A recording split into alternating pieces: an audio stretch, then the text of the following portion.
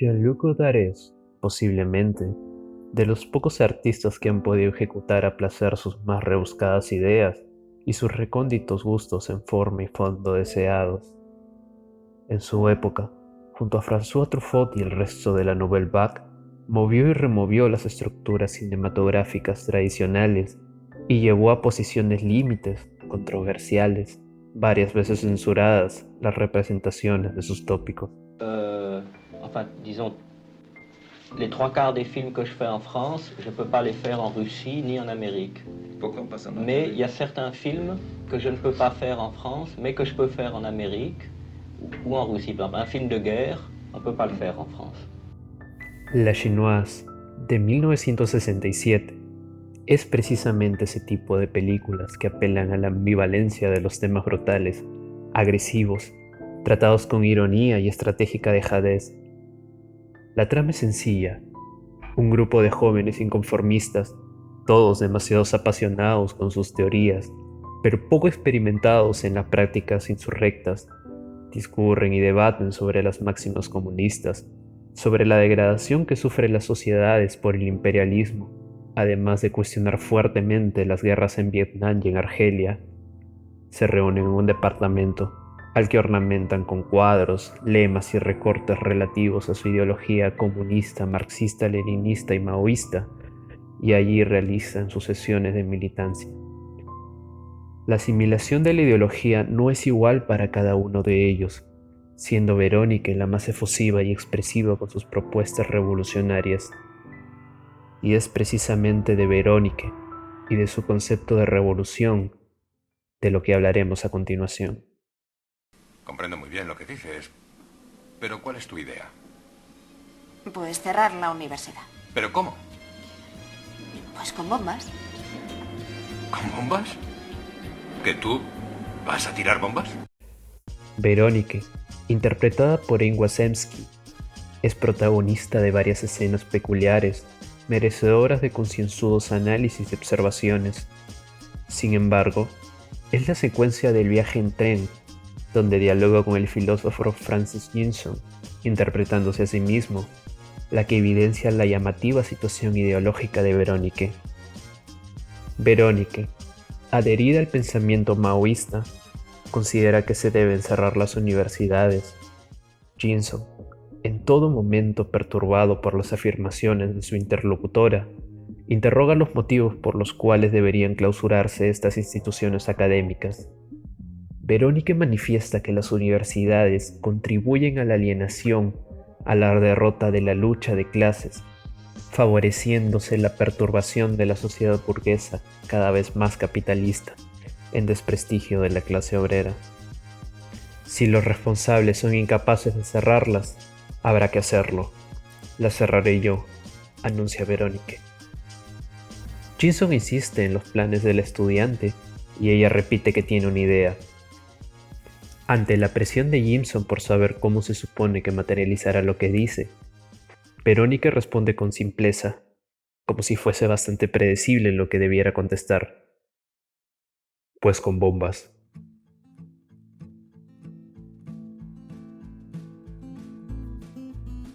Ella fuma impasiblemente. No se inmuta por la impresionada reacción del filósofo. ¿Tú vas a tirar bombas?, inquiere él. Y ella, manteniendo la pasividad, el tono relajado, explica. Escúchame, en cuanto empiecen a matar estudiantes, los profesores les entrará el miedo y ya no irán a clases y tendrán que cerrar las universidades. Será necesario detenernos aquí. La actitud sosegada de Verónica, su manera calmada de explicar sus ideas, sus modos serenos de hablar, contrastan gravemente con el tema que aborda: asesinar. No cualquier asesinato, sino uno masivo contra inocentes que son los muertos útiles para que sea posible concretar su revolución. Entonces, aunque la película ya venía indicándonos las pretensiones y los caracteres de Verónica y sus colegas, es en este instante de la trama en la que más se manifiesta la personalidad de la protagonista y de cuán comprometida está con sus ideales violentos.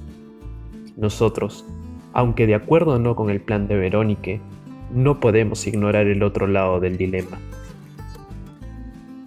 ¿Es que acaso vale más una revolución plagada de aforismos contundentes y de figuras armamentistas que las miles de vidas inocentes de los estudiantes que deberán ser eliminadas? ¿Qué clase de revolución es esa que, para beneficiar al pueblo, primero debe masacrarlo? Es inevitable pensar que, dentro de los razonamientos de Verónica, no hay impedimento moral, legal, dogmático para su acción radical. Y es que mientras más ahondamos en el filme, más descubrimos que para ella, al igual que para la mayoría de sus compañeros, pues algunos declinarán, lo moral, lo legal, lo dogmático, es efectuar a toda costa el proceso revolucionario. La secuencia del tren prosigue. El filósofo no está convencido de los planes de Verónica y la pone en tela de juicio. Ella trata de respaldar su postura diciendo que son 2 o 3 los que llevarán a cabo el proyecto mencionado. Esto resalta más la absurdidad de la empresa de Verónica. Son muchos los que todavía no piensan, y nosotros tenemos que pensar por ellos. Esa es su justificación. Puedes participar de una revolución, pero no puedes inventártela, le recrimina Jinson. Y así, se comprende que teorizar sobre la revolución no es suficiente. Es vital que el subversivo, el antisistema, el reformador, haya vivido en carne propia el trabajo, el dolor, los golpes que constituyen el itinerario del proletariado. Y como la misma Verónica narró en una falsa entrevista previa, recurso divertido e inteligente de Godard, ella es hija de banqueros. Nunca padeció el hambre ni las premuras de la clase obrera. Jinson, manteniendo su escepticismo, le interroga por su privilegiada vida, y Verónica ensaya respuestas que, aunque son dichas con convicción, denuncian la insostenibilidad de su discurso. ¿Qué contenido le darán a sus acciones? ¿Solo es un principio de acción el terrorismo? Porque eso es terrorismo, ¿no? Interroga el filósofo, y Verónica, sin alterarse, responde que sí. Habla del terrorismo sin enervarse, como si fuera un procedimiento administrativo tedioso y nada más. Nos volvemos a detener aquí.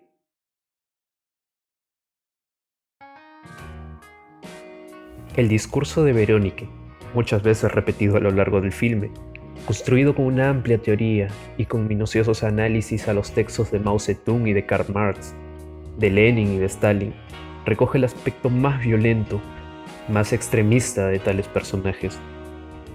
Se percibe, más que un menosprecio a la vida humana, una sobrevaloración al objetivo revolucionario. Se siente con sorpresa y alarma que Verónica repite su dogma y cree ciegamente en este, sin reparar en las otras consecuencias. Los conceptos de vida, de justicia, de libertad, de dignidad, no forman parte del pensamiento de Verónica, si no están de su lado. El fortín de la anarquía y del terrorismo. Pero, curiosamente, su terrorismo carece de nutrida lógica, de fundamento transversal, y Francis Jinson se lo hace saber. Podríamos ver que lo que acontece es una desesperada dialéctica entre la prudencia filosófica y la obsesión ideológica. La prudencia filosófica parece debilitarse, mientras que la ideología desaforada cobra una dimensión gigante y terrible. Matar estudiantes, coleccionar cadáveres para hacer efectivo el sueño de unos cuantos, de 2 o 3, como diría la misma Verónica. La frase que mejor explicaría la problemática. Lo único que saben es que el sistema actual les resulta odioso y se sienten impacientes por acabar con él. Así se debería zanjar la virulenta discusión, pero Verónica se excusa diciendo que ella solo es una obrera de la producción revolucionaria. Nosotros sabemos que no es así. Sabemos que Verónica ni siquiera pertenece a una clase oprimida. Empero, su convicción nos lleva a confiar en su transparencia. Es tal vez esa honestidad la que llega a preocupar. Está convencida que se requiere el homicidio masivo, de la vulneración de derechos como la propiedad privada y la educación, para conseguir un bien mayor que aparentemente convendrá, tarde o temprano, a los estratos más perjudicados por el imperialismo. Y puede ser que, al menos por un instante, converjamos en su consigna de salvar la sociedad. Su determinación puede llegar a engatusarnos.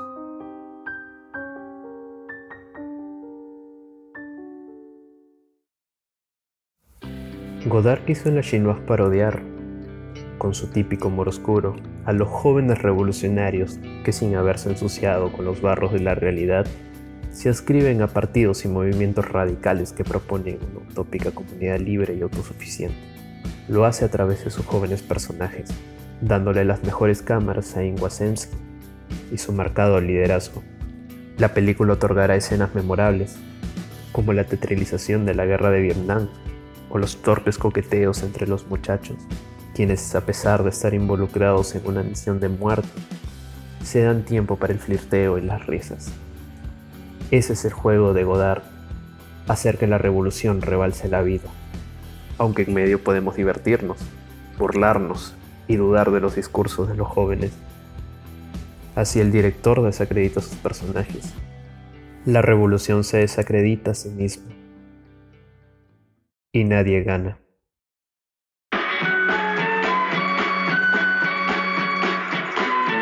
Le Vietnam brûlait, moi je hurle Mao, Mao. Johnson rigolait, moi je vole Mao, Mao. Le napalm coulait, moi je roule Mao, Mao. Les villes crèvent, moi je rêve Mao, Mao. Les putains criaient, moi je ris Mao, Mao. Le riz est fou et moi je joue Mao.